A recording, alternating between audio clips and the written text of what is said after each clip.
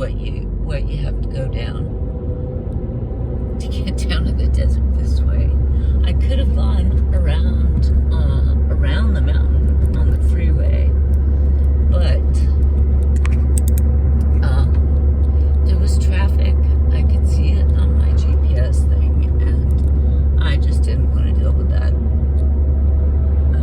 I'd rather be moving and have a little hairier of a drive than sit in traffic. I don't know why there's so many people. It's a Saturday, so maybe people are doing like we are and starting their Thanksgiving celebration early. I know that in San Diego they give kids the whole week off next week. They stopped having kids go to school Monday, Tuesday, and Wednesday because families were just taking their kids out anyways, and so the public schools weren't getting their money for those days. They weren't getting enough money, right? They get paid by attendance. Anyways, so it's possible that a lot of people, if they've got, families, children and stuff, maybe they've taken off today to start their entire, what would it be, like a 10-day trip, or going to see family and going traveling and stuff. I heard a statistic, I don't know whether it's accurate or not, it was on the radio this morning, and they were talking about people going out of town and the number of people that are taking trips in recreational vehicles. And it was something like 4 out of 10 people they interviewed said they would be taking a trip in an RV in the next year. That's a lot.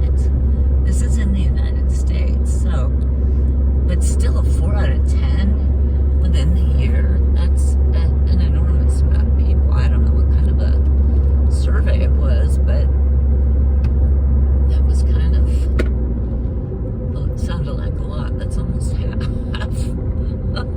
I don't know anybody who's going to be taking an RV trip in the next year, so maybe it was some sort of tainted sample. Anyways, back to my driving. Yeah, so this terrain out here is really, really rough. It's like unforgiving nature, and in some of these big hill areas, like over here, if you're a passenger, not the driver, you can sometimes look around and you can see mountain goats up in these hills. Now look across the way there. These are huge, huge, just rock formations, like crazy. We're getting close to the bottom. And then I will say goodbye. I just wanted to touch base and let you know that I had gotten out to the desert. I don't know how much I'm going to be posting for the rest of today. I did put up a short from a viewpoint up above where I am right now, looking down at the whole Coachella Valley.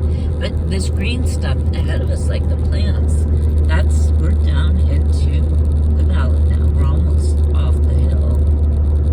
So, into where all the houses and where all the people are. It's called the Coachella Valley, and the whole place, I think it began in like the 60s or the 70s with maybe even the 50s with Palm Springs, and then it expanded with more and more and more communities down here. So there's a lot, but we made it down. We made it down the hill, yay! So I'm only about 10 minutes away from my destination. So I hope you didn't mind my little hop on here to say hello and show you what the desert looks like. And it's it's kind of cold. It's cloudy, as you can see. I think it was raining earlier. And so, yeah, it's not. But this is a good time of year to be out here.